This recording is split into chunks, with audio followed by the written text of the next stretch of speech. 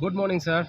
Sir মই এতিয়া আছোঁ বৰ্তমান আমাৰ ৰৌতা গেট দলঙৰ ওপৰত আছোঁ।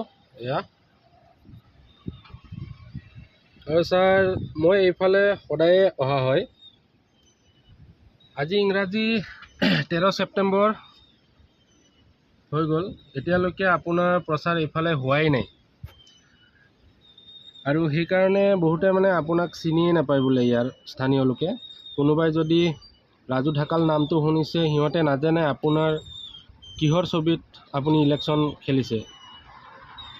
ছাৰ অপ্ৰিয় হ'লেও সঁচা কথা এটা কওঁ, এইবাৰ ইলেকশ্যনত আপুনি জিকিব নোৱাৰিব, এইটো মোৰ ভৱিষ্যতবাণী।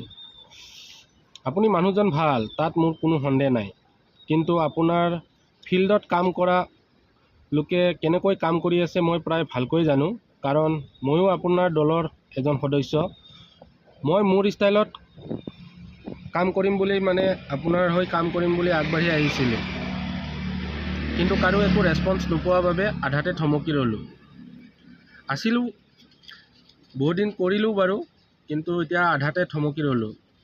বহুতেই কথা আছিলে ক'ব, কিন্তু পিছত ভালকৈ আলোচনা হ'ম বুলি আশা থাকিল।